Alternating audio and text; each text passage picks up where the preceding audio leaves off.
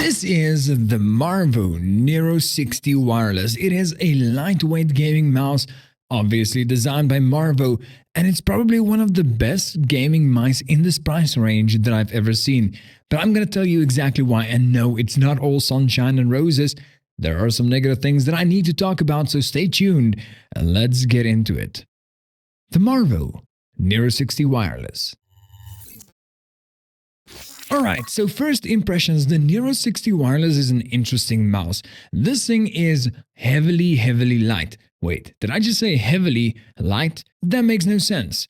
It is a very light gaming mouse, only coming in at around, I think, 60 grams, maybe even 80 grams if I'm not mistaken, and that makes it feel like it can almost swerve around on your table. It does take some time getting used to, but overall, it's very fun to work with. It doesn't feel like you're dragging something around. You can almost just swerve and use your wrist as somewhat of a mouse, and it just works that way. I don't know how, I don't know why, but it just absolutely works that way. Now, this thing comes in two colors, black and white, both looking absolutely amazing. I gotta say so myself, but I went with the black one. The white one I gave to my wife to test on her system because she has like a white and pink type of theme, where I am more into the black and red type theme myself. Now, let's get into the nitty-gritty of it. When you open the box, you get the normal Marvo or Monka packaging. All of them kind of look very similar. When you open the box, you get with it a cable, 1.5 meters if I'm not mistaken, and a hidden away 2.4 gigahertz dongle now at the back. Right there. At the back. There's a little hidden compartment. Now, this thing is unnecessarily hard to open. I've tried using my nails, and sometimes it worked, but sometimes it feels like an impossible task. Okay, I still can't open it. In the beginning, I actually legitimately used a flathead screwdriver. So if you're Marvo watching this right now, how do you actually officially open this thing? It feels almost impossible to open without breaking a nail. So if you're planning on buying this for a kid, remember, help them to open up that compartment. They will break a nail while doing it. This thing is tough. I mean, it does have the positive points of it as well. If you actually lock this thing away, you won't lose that dongle ever. Not in a million years.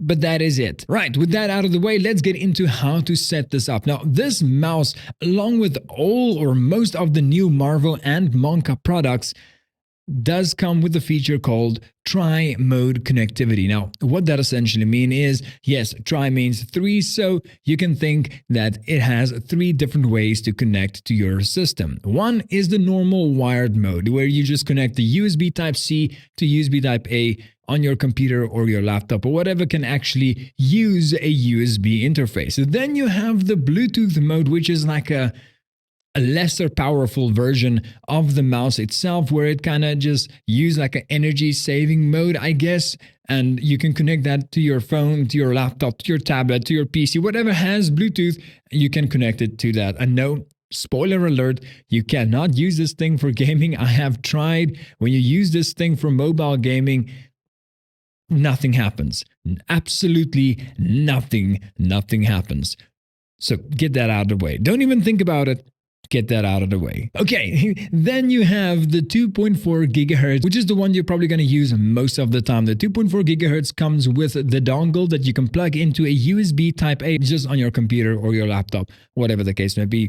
It just works as any other wireless mouse then. And it's kind of interesting how you set this up. With the 2.4 gigahertz and the Bluetooth and the wired mode, you can just switch on that little switch at the top. You'll see it has three different setups. One is off, Bluetooth, and 2.4G, which is 2.4 gigahertz.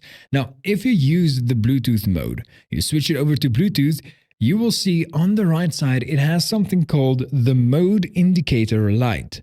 Now, that mode indicator light, you have to hold it in until it flashes green continuously and, well, fairly fast. That way it is discoverable and you can then set it up on any of your devices. As far as I know, at least, that is how it works, or how it worked for me. Now, let's get into the technical specifications as well as the software.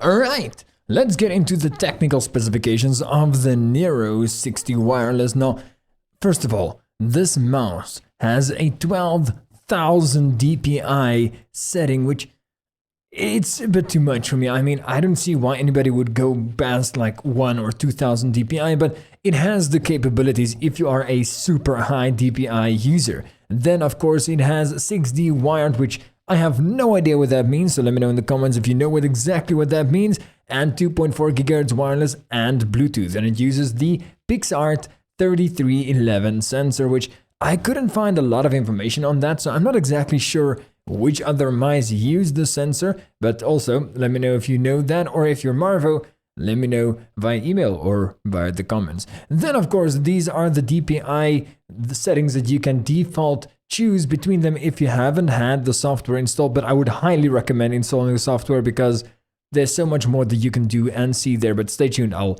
let you guys know in a little bit. Now, the switch type, you can press these buttons 50 million times, which is quite a lot, but it is kind of standard in the industry, so don't worry too much about that. Then the battery capacity is at 300 milliamps, which doesn't mean a lot because this mouse doesn't use a lot of power. I've been using this for a few days and I think there's like 5 to 10% of battery loss in that few days, so I don't think it should be too much of a problem. Then the pulling rate, which is probably the most important part here. When you are using the wired or 2.4 GHz mode, it has a 1000 Hz pulling rate, which is pretty standard when it comes to a good gaming mouse. Anything below that's kind of iffy. And you remember when I said the Bluetooth mode is like a lower powered version of it?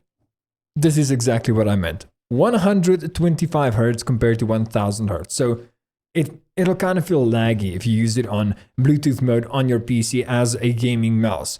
Then, of course, you have the 1.5 meter Type-C detachable braided cable with a magnet ring, and then it comes with software. And the same goes with the white version. It's exactly the same mouse. It is 55 grams, which I thought it was 60 to 80 grams, so it's even lighter than I imagined. Now, let's go over to the actual software. Now, when you get to this software, this is what you kind of see. On the right-hand side, you can adjust your DPI settings, which is absolutely amazing. I set my default DPI to 400 because I like low sensitivity gameplay, and you can always set that higher when it is actually needed. You have your button settings, which means you can customize all the different buttons on this mouse, and you can even set up different profiles for different types of gameplay. Then, of course, you can set your polling rate, which I would never change at all, just keep it at 1000 at all times you're playing games with this. Then you have your mouse attribute settings, which just opens the settings on your Windows to change some of the mouse settings. Then you have your power management, which adjusts the time that it takes to go into sleep mode or deep sleep mode, which definitely helps with that power saving of the battery.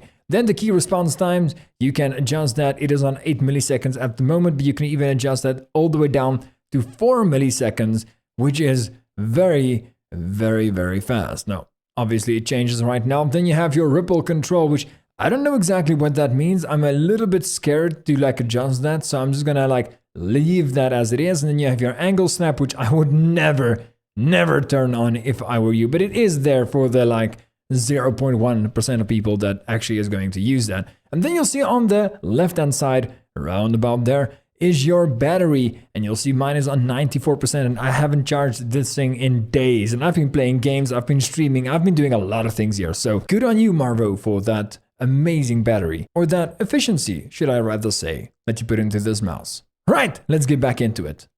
Okay, now let's get into the nitty-gritty negatives of this mouse. There's not a lot of negatives, I have to say so myself, but one of the more reoccurring problems that I have seen and noticed with this mouse is when you use the 2.4 GHz wireless dongle, if you have your computer or your station where this is set up too far away from you, or maybe there's a table or anything in between you guys, you might have some problems. When I've been playing some precision shooter games like Counter-Strike and stuff like that, I have noticed that it kind of almost acts like it disconnects for a split second and then reconnects almost because it kind of struggles to go through objects or whatever the case may be. So just make sure that your computer is right next to your table or even higher up would be absolutely phenomenal, and then it would work perfectly. But if not, you might experience some jitters in the mouse movement and it will probably feel kind of weird, like a cheap mouse or something like that. Then for some other people, the negative might be that you'll notice there's absolutely no RGB on this mouse, not even a little bit.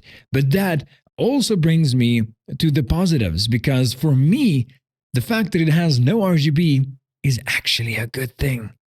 Not gonna lie, I like the fact that it is simplistic. You can have the white and red, or you can have the black and red, and it just looks fine. It just looks beautiful.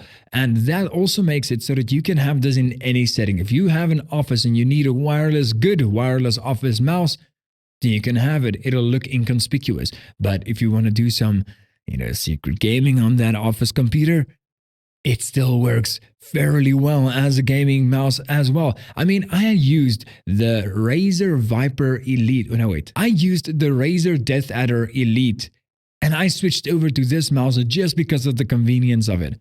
That is crazy, I know, but that is how good this mouse is. The fact that they didn't add any RGB made it so they can actually use all the funding and put it into the performance of this mouse. That is why you have the tri-mode connectivity. That is why you have the 2.4 gigahertz wireless. That is why you have the performance of a lifetime packed in a very, very, very cheap price. And coming to the price, if you actually want to buy this mouse, you can do this in South Africa at least at evetech.co.za's website, which I will have linked in the description down below and in the pinned comments. And if you want to check out the technical specifications of this, also I will leave the product page down below in the doobly-doo or in the pinned comments. And before I leave you with two last questions, I want to ask you, if you enjoyed this video, would you slap a like on it, and would you subscribe to see more tech and gaming content on this channel? Check it out. If you enjoy, stay around. If you don't enjoy it, I'm really sorry. The next one I would do a little bit better. And now moving on to the last two questions. The one is, would you buy one of these mice for the price that it is, or do you think that it doesn't stack up against the competitors? And the other question is, do you want to play?